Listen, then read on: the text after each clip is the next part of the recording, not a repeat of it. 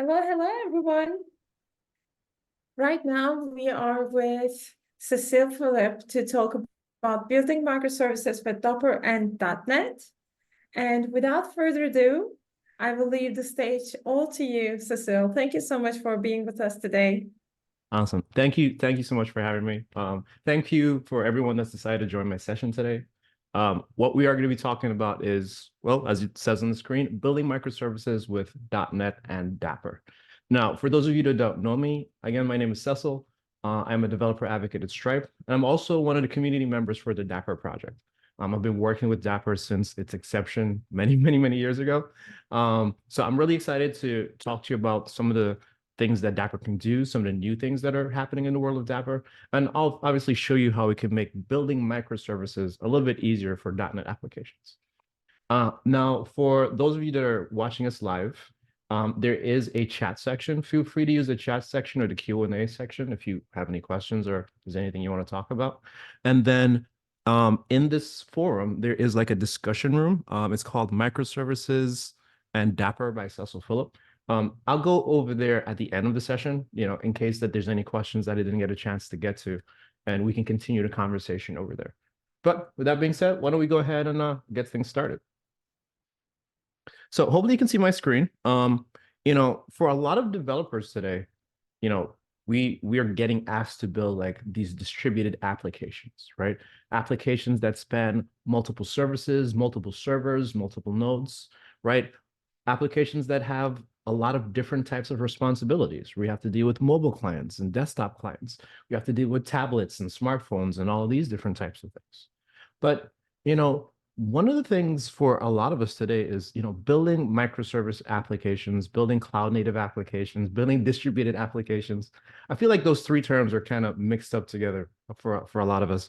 But building applications that span like, multiple machines and multiple services is difficult, right? And, we're lucky in that, in the ecosystem that we have today, there are actually a lot of options that we can choose from. When we think about like the open source ecosystem.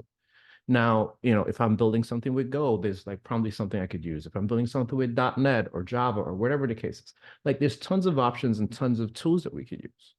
Now, when you think about building these types of apps, like you might have different types of concerns. So one of your concerns might be if I have a multitude of services, of different types of services, how do I communicate between them, right? How does my shopping cart communicate to the products API, communicate to the payment API, right? Like how do they share information, communicate state, and are able to get notifications and again, just communicate with each other in a standard way. Also, if I have multiple of one types of service, so I have my shopping cart service and I have many different instances of those, how do I know which one should I send my request to, right? How do I know which one is healthy? How do I know which one is, overburdened and I should load balance between, right? Like, there's just so many things that we have to think about. And then on top of that, let's say you're writing, like I mentioned, an application in Go or .NET or something like that as you choose like some of these tools to, plug in for messaging, for plugin for service discovery or caching or just state storage, now you have to kind of think about, well, which one do I use, right? I'm sure a lot of you can think about many different message brokers. Well, I'm sure a lot of you can think about many different databases, many different caching services. How do I choose which one to use? And not only that, how do I choose the combination of all of those tools that are going to work well together? Are they going to work well on the operating system that I'm using? Are they going to work well with the programming language that I'm using? Do they have client libraries and good documentation? Maybe support is important for me, right? Like, how are we going to be able to get like all of this stuff kind of together? And so now this is where Dapr kind of starts to come into us and help us a little bit, right? So again, like I mentioned before, like we have challenges with service discovery. Oh, and another thing I mentioned, for folks that are into telemetry, let's say you publish your application somewhere else. Like telemetry is important for you, right? Like you want to know what your application is doing. You want to be able to get metrics and traces and all these types of things, right? You want to be able to get logging and again, know exactly what's happening inside of your app. So like I mentioned before, this is where Dapr kind of comes into play. Now, Dapr stands for Distributed Application Runtime. And essentially, it's a very small service, very lightweight, that you could add to your application architecture or your solutions architecture. and it'll apply a lot of different best practices, or maybe I shouldn't say best practices, but it applies a lot of different patterns that you could use that'll make sense for building distributed applications, and you can make use of them in a very agnostic way. What the team did actually when they started building Dapr was they kind of looked across the ecosystem and decided, these are some of the core common, concerns, common patterns that they've seen, and try to figure out a way that we can, put them together in a package that we could use across, again, across programming language, across operating systems, across deployment boundaries, and try and find a way that we could just make building microservices just a little bit easier. And so, with that, because Dapr is able to give us some of those patterns out of the box, it actually helps speed up our application development. It helps make, building microservices that much easier, like I said before. But you might be wondering, like, well, how exactly does that happen, right? And Dapr does that by, one, relying on open standards. So you're going to see me talk about this a little bit more as we go on, but like applying, supporting open standards, right? Like using things like HTTP and gRPC that are available across different stacks. You know what I mean? And also kind of moving the concerns of trying to figure out like what these components are a little bit away from the developer so that they can just focus on what's important to them, right? Which should be creating business value and not necessarily like trying to configure infrastructure too much. Now, one of the ways Dapr does this, it implies what's called like a sidecar pattern. Now, for folks that are, in the space of Kubernetes, this might be something that's familiar to you, but if not, essentially what the sidecar pattern is a way that you could attach another process next to your service. And now, whatever happens, if your application needs something, it could just go ahead and communicate with that sidecar. So as you take a look at the diagram right now on the screen, you can see I have a payment service and a shipping service, inventory and a shopping cart. And all of them have that little, Dapr shape right next to it. And so what they're going to do is anytime they need resources for their distributed system, for their distributed application, they're going to communicate to that Dapr sidecar. And the sidecar is going to be able to figure out, well, where do some of these things live? Where do some of these things exist?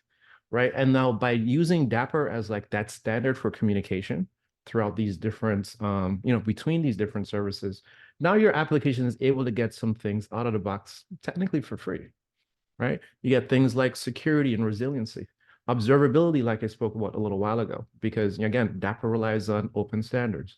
Open standards like things like open telemetry, as an example, which I'm sure a lot of you folks have been hearing about, across like the .NET ecosystem and just across the microservice cloud native ecosystem in general, right? Again, using things like MTLS, right? Like mutual TLS to be able to secure the communication in between those different services, right? And applying resiliency policies as well, because we know can't trust the network, right? Like the network is not your best friend.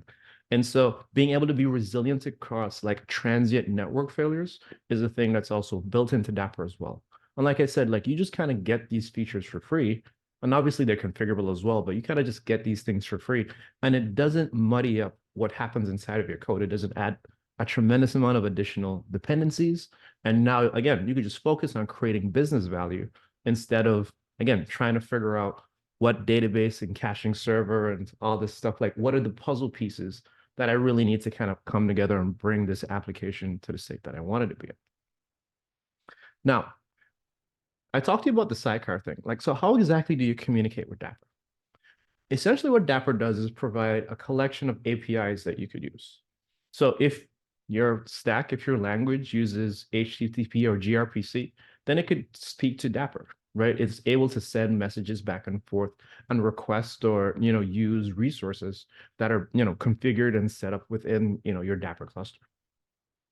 One of the great things that, was always a goal from the beginning, even though Dapr has amazing .NET support, it has support for tons of other different languages too.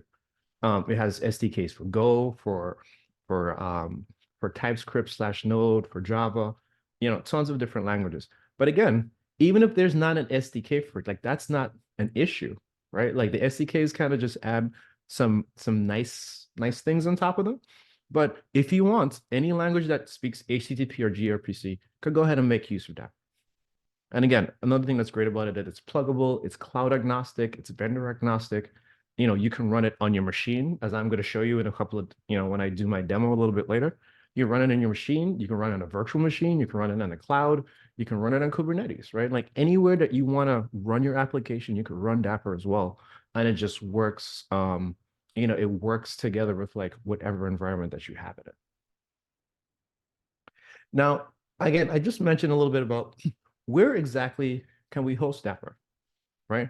Now, Dapr is this thing that obviously originated out of the Microsoft ecosystem. I think it actually came out of the Azure Incubations team, which is a team that creates a lot of really cool tools.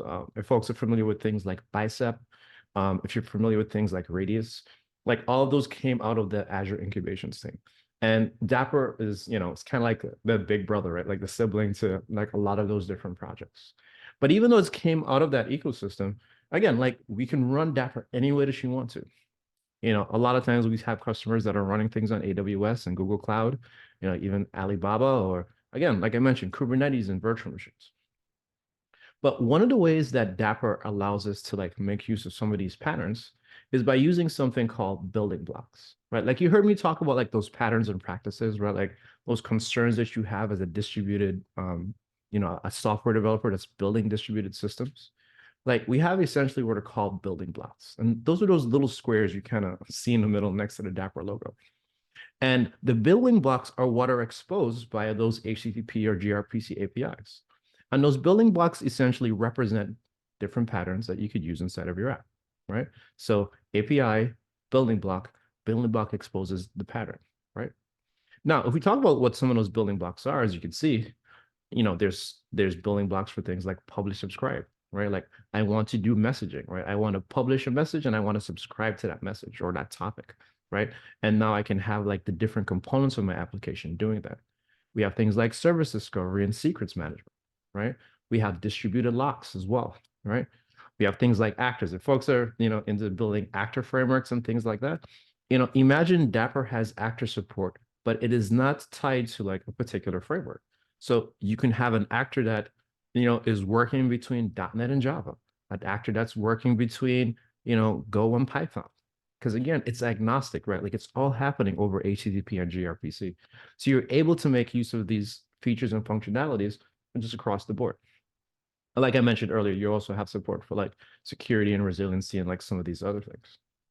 Now, one of the questions I always get from folks when we talk about Dapr is, oh, that's a lot of stuff. How do I choose? Well, I think the question is, well, what do you need, right? Like, what are the requirements of your application? What are the things that you need to compose the solution for whatever problem is that you're trying to solve? Because the truth of the matter is, you actually don't have to use all of these at all. You can pick and choose what's the right combination of patterns of building blocks and then use them or don't use them, right? Again, it's completely up to you. So Dapr is very much of an opt-in model versus an opt-out model. If you want to use something, you use it, but you're not forced to. You're not locked into the ecosystem. So if for whatever reason you wanted to use a different workflow engine, you wanted to use something else for secrets, you wanted to use something for external configuration, that's totally fine. Use the pieces that make sense for you, and then, excuse me, go ahead on the outside and configure the rest with whatever infrastructure or patterns or practices that make sense, again, for the application that you're trying to build. Now, we talked about like these patterns, right? Again, workflows and publish, subscribe and things of that nature. Something has to implement, the pattern, right? Like a pattern can't just be this ambient thing that says, hey, I have publish, subscribe. But you might ask, well, where am I publishing to? Like, what's the thing that's actually like, embodying this functionality? And so that's where Dapr components can come into play, right? Now, Dapr is a very pluggable ecosystem. And so, our components, our building blocks or components are pluggable as well. So what you'll notice is that based on what you want to do, let's look at the state storage one as an example. Based on what you want to do, your application is going to go ahead and communicate with that Dapr sidecar that's side by side next to your application using HTTP or gRPC. But then let's say I wanted to grab a state store, my app doesn't know any better. All it knows is APIs. But on the other side, we can configure things like, Redis and MySQL running on my machine. And then whenever we're ready to deploy, we can change it to something like, Cosmos DB or, DynamoDB or, even, S3 storage or whatever the case is, right? Like you have the option to switch this configuration in the backend. Same thing with publish subscribe, right? You could use SQS and, Azure Service Bus. As you can see, like there's a lot of different components here. And to be honest with you, this isn't all of them. This is not all the components that are there. There are tons of components, and there are tons of companies contributing components to these, from folks like HashiCorp and AWS and Alibaba and, Microsoft themselves. Folks are contributing, from the community, these components that you can use in your applications today. So one, I think this is a great opportunity for you to, kind of experiment a little bit. As you build your application, you could swap these backends out. You could swap these components that implement the building blocks out. And then you don't necessarily have to, let's say, be tied into one. When you're ready to go to production, you could switch and pick and choose the one that makes sense for you. Here's an example. I used to do a lot with Service Bus, with Azure Service Bus.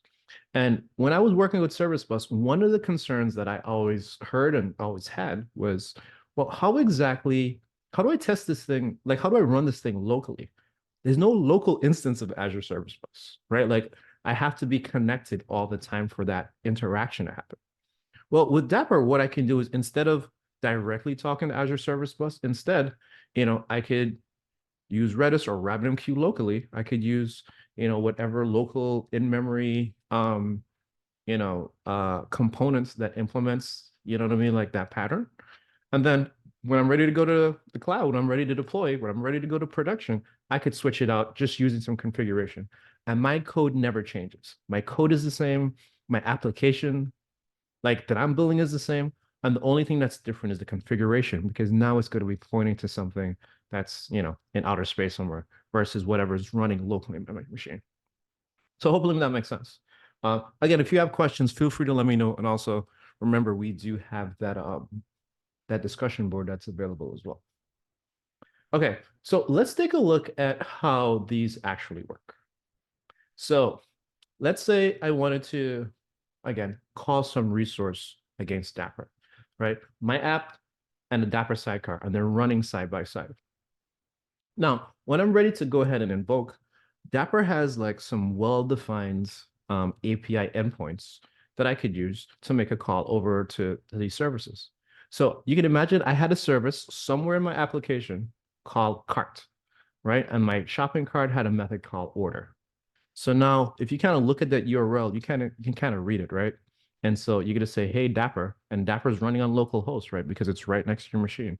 I want you to invoke the shopping cart service, and I want you to call the method order, right? So again, if you kind of look at the URL and read it, pretend like it's a sentence, like that's kind of what it's telling you it wants to do, right? The same thing with state store.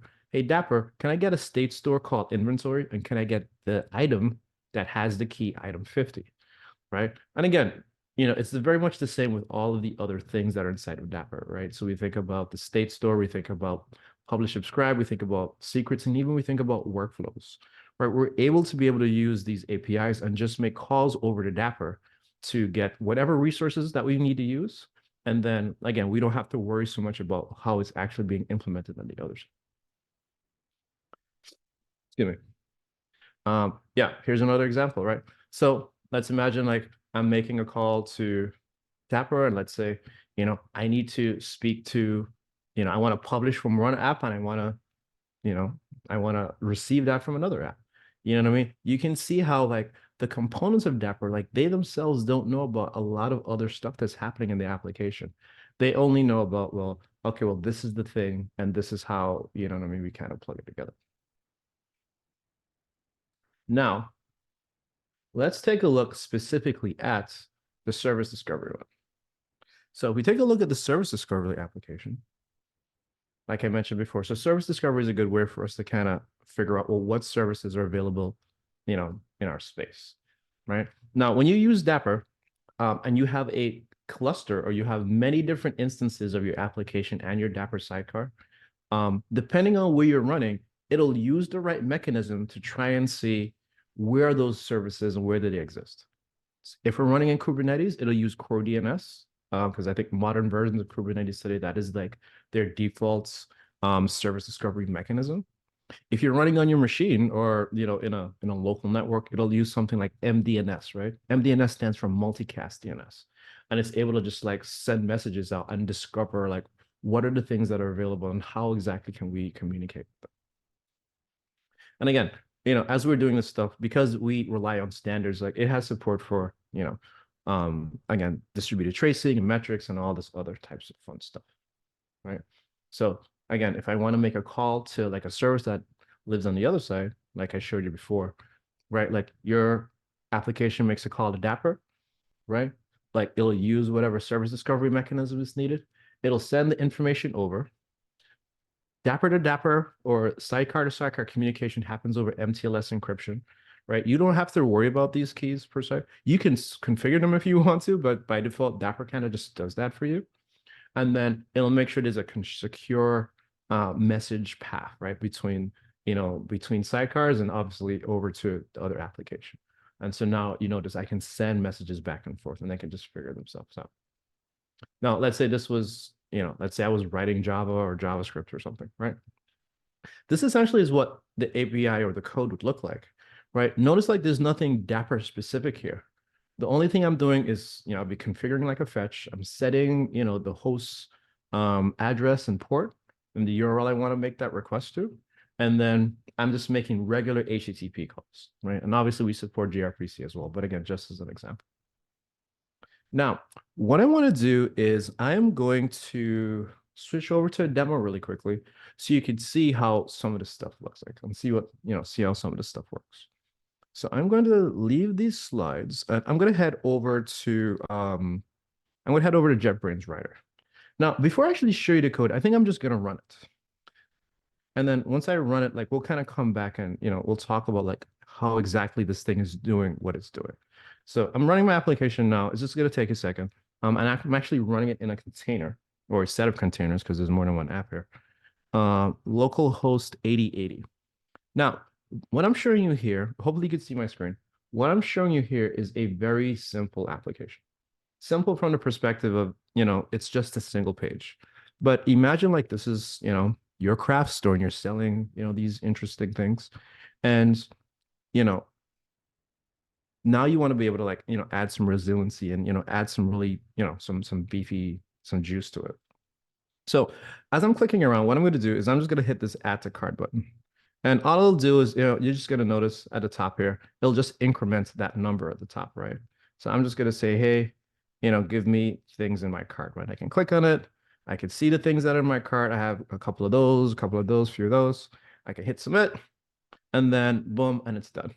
That is the only thing that this app does, right? Simple app. But what's interesting is the stuff behind of it, right? So if we kind of look at the picture right now, we kind of think about it in terms of components. So there's my web UI. This is built in, ASP.NET. I have an ASP.NET web API that's serving me these products, right? So like my application has to go and say, hey, Dapr, give me the service and return those products to me.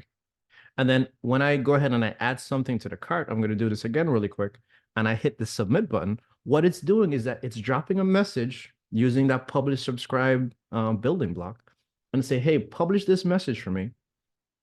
Wherever you want to publish it, because I don't care, right? Publish this message for me. And then I have like another application in the background that's listening. I'm processing those orders, right? So now let's head over to .NET and see a little bit of how this was put together. Now, I'm not going to run through all the code, obviously, because that's not what the point of this conversation is. But first, I do want to show you, I'm going to take a look at the main website. And this essentially is all that's in here. I want you to see that I have very few NuGet packages in here, right? I have this ASP.NET Core Dapr thing only because it helps me set up the Dapr client and add some niceties to it. But again, I have no tie-ins to Redis. I have no tie-ins to, Cosmos DB or any state storage or database or messaging system. Like I don't have any of those things configured in here in my application. That also means I don't have secrets and connection strings for those things either, right? Like those concerns have been removed from my app and I don't need to really know about how that works, right? If I take a look at, the CS project for the config one, for the products API, again, same thing. I have some health checks because, health checks are important when we talk about building distributed systems. You know what I mean? But the only thing I'm have here is, well, I have this, the driver for MongoDB. But again, I don't have any other, complicated setup for packages and things of that nature, right? Like it's a very light page. So how exactly do I make use of Dapr in my application? Well, for the website, let's take a look.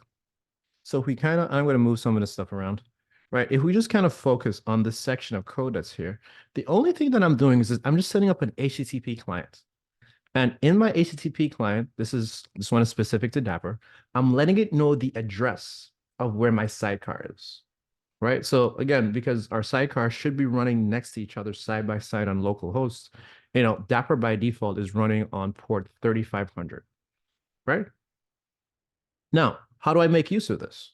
Well, if I want to actually make a call or, check out an order or something of the case, like I'm going to just use this HTTP client and I'm going to go ahead and say, hey, could you give me this stuff, please? Now, I'm going to look at this one. This is the Dapr product service. Again, and I'm just kind of jumping around to show you like exactly how this stuff works. If you're familiar with HTTP client and HTTP client factory, here you can see on line 21, I'm just saying, hey, could you create that client, right? So it already has that base address of localhost 3500. And then now, if you take a look at this, like this kind of looks familiar, right? Like this part where I said, hey, invoke method, right? Or invoke service. My service happens to be product API service. And I want you to use the slash products method, right? So this is how I'm using Dapr locally on my machine. And I'm able to like just make requests and say, hey, could you please give me the products that are in that service? Now, thing about this is I know Dapr is running locally on my machine. I don't know where the product service is running. Sure, this is a demo and it's running on my machine, but my application itself, when I deploy it, I don't know where that service is. I don't know how many instances of that service exist. I don't have to know, right? Because Dapr is going to configure that for me. And very much the same thing whenever we decide to check out, right? So if I take a look again, and let's say I want to look at, now this was built with, what's this thing called? Blazor. What I want to find now is the checkout. I think it's this one. Is it this one? Yeah, here we go. So when I'm deciding to check out, right, like when I hit that little red button, I'm like, hey, I want you to check out for me. Here you can notice that I'm calling two things, right? I'm getting that Dapr client, and then I am getting the, clearing out my state store. So my state store essentially is, what had that counter that was storing my shopping cart. I'm going to clear out my state store. I'm going to go ahead and publish, right? Notice I'm calling this post async, v1 post async. I want you to publish to, this, this publish subscribe endpoints that I have configured. And then I want you to send it to the topic, right? The topic called checkout. And that's essentially what it does for me, right? But again, your application does not know anything about like where that state store is. It doesn't know anything about where that pub sub is, right? But somebody has to know, right? But Dapr knows. So let me show you how Dapr knows. Now, inside this application, I'm going to go and take a look. I'm going to show you the configuration a little bit. So let me just close some of these things and I'll show you exactly how Dapr gets configured. Now, if I start with, let's start with RabbitMQ, right? So I have a RabbitMQ, I have a RabbitMQ container running on my machine, right? And because it's running, I'm able to write, you can call this like the component spec, right? I can write this component spec and say to Dapr, hey, I have, this pub sub rabbit thing, right? And this is a well-defined a type, right? And I'll be honest with you, the best thing to do is just go to the docs and copy paste them and change it. Don't tell them I said that. But what you can do is you create these specs, right? These configuration files. And so when your Dapr sidecar spins up, it'll look in a folder for these configurations, load them up, and then it'll configure whatever those components happen to be. So like this component happens to be a pub sub using RabbitMQ. right? So I have my connection string, I have, different settings and things like that are inside of here. I also have one for Redis as for a state store and Redis for a pub sub. Now, I know some of you folks here are very security minded. And you might say, Cecil, I don't want to have my connection string, because again, if you look at this Rabbit pub sub, notice like the username and the password are in the connection string or in the, in the connection value there. You might be like, hey, Cecil, I don't want to have my thing in plain text like that. Like that stuff should be in secrets. And you know what? We could do that, right? We could put those things in secrets for you. So let me show you how the state store component is configured. So when you take a look at this YAML, I know how much y'all love YAML. When you take a look at this YAML, again, we have a well-defined type. This one just happens to be state.redis, right? So we're going to say, I want to use Redis as a state store, right? I just have like the port because, Redis has a well-defined port. But then notice like the password for Redis is not here. I'm actually pulling that out from a secret store. And the secret store, as you can imagine, is also configured inside of Dapr. And in this case, I'm using a local secret store. So the secret store is on my machine. If I publish to Kubernetes, if I publish to somewhere else, I could use a different secret store. I could use something like HashiCorp Vault. I could use Kubernetes secrets. I could use Azure Key Vault, right? Again, we can just change the configuration to use something different. Now, for testing, local secrets are only for testing. Please do not do this in production. For testing, local secrets just uses a JSON file. And inside of that JSON file, I can create this component. Well, inside of Dapr, I can create this component and let it know this is the JSON file that I want you to use whenever you're configuring secrets. And obviously, you can have more than one file if you wanted to. You can have a bunch of different secrets configurations. And all you'd have to do is just let your component know this is where I want you to get those secrets from, right? Today, there's no concept of like grabbing all the secrets from all the places and putting them together in a single component. That's not a thing. So again, you have to be very deliberate. You have to pick and choose, well, this is where I want my secrets to go, right? And again, this is what my secrets file looks like. Again, nothing tremendously complicated or anything of the sort. Okay, so now you've kind of seen how Dapr is configured, right? And actually how my application uses Dapr. I want to show you what some of these, other tools look like when exactly we're starting to run inside of Dapr, right? Like what does Redis and RabbitMQ and stuff like that look like? Like who configures that? Okay. Now, I'm already signed into RabbitMQ because you don't want to see me doing that off stage. I'm going to click on this section. Well, first let's click on this. Excuse me. Click on exchanges, right? Now remember, I have a topic called checkout. And whenever I configure Dapr, what it'll do is that it'll look at my application and then it'll configure those things for me. So like here, I have an exchange called checkout. I didn't create this exchange, right? Dapr created that for me because of the configuration that I had set up, right? Just as the same way, like when I click on queues, I have a queue called checkout processor queue, right? This is the queue for my checkout processor is the application that's listening to queue messages. So when it hydrates and it tells Dapr, hey, I want to be able to listen to this topic, Dapr is going to go ahead and it's going to create this queue for me. So again, some of that infrastructure stuff, like I just don't have to do. Obviously, I have the option to configure that if I wanted to. I have the option to change that if I wanted to. I also have the option to not use it if I wanted to and just, use the RabbitMQ API directly. But again, just showing you, if you choose to buy into the ecosystem, you kind of just get some things for free, which is really nice. Let's take a look at, so this is Redis Insight. This is just like a UI for Redis. Now, what this does is this will show me any of the keys, the caching, the keys and things like that I have inside of here. I think if I refresh this, I don't have anything in here right now. So if I go ahead and I'm just going to click around and do some stuff in here, right? Let's take a look at that. Sure, that looks nice. If I refresh this, I do have a key now, right? And when I take a look at this key, notice it says website cart, right? Because the cache that I'm using was specific to the website. So I can click on that and I could see, all the different information that I was storing in my shopping cart, right? And, again, you kind of get the point, right? Like my application knows nothing about Redis, but it knows about Dapr and it's able to send those messages back and forth to be able to get and use the resources that it needs to use. Right. So again, those are just some of the cool things that Dapr does for you. Now, if I head back over to my configuration, I'm going to look at the Dapr configuration. So far, I've been showing you configuration for the different components. How do you configure Dapr itself and not just like the state store and the cache and the Redis and stuff like that that it uses? Like, how do I actually configure Dapr? And there's a config.yaml file that, we can point your application to, your Dapr instance to, and then it'll use that configuration to configure itself.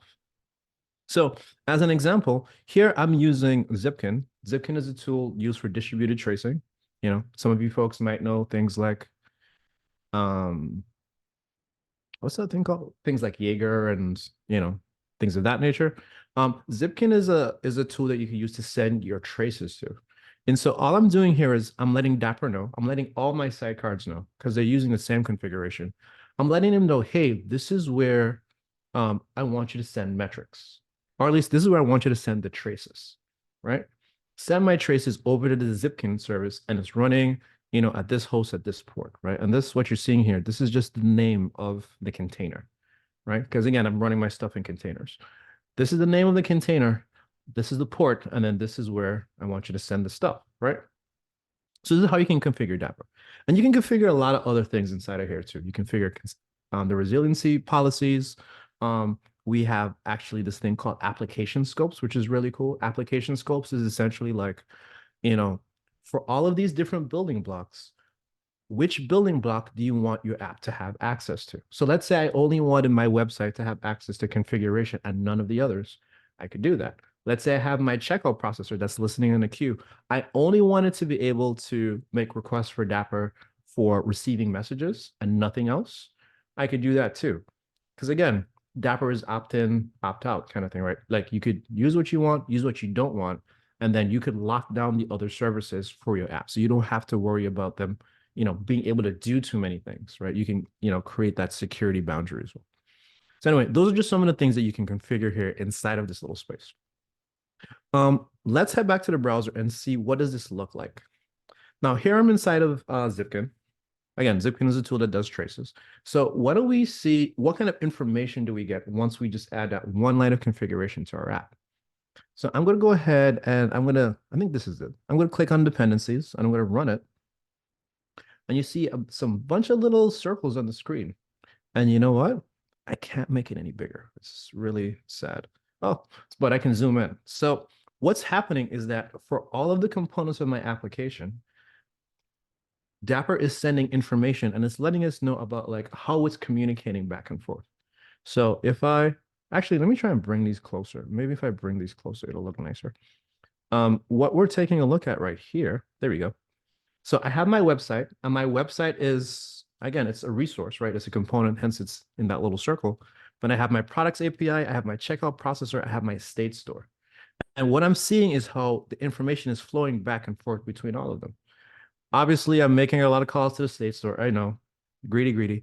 But, every now and again, you'll see data flowing on this line, data's flowing on that line, right? You can see how these bits of information are flowing across the line. So you'll know, well, when I run certain operations, where are they going, right? Like, where are they going and what are they attached to, right? Let's see if I want to find a trace. I could do something like I can set the service name. The service name just happens to be website. I'll just run this query. I don't want to get too crazy.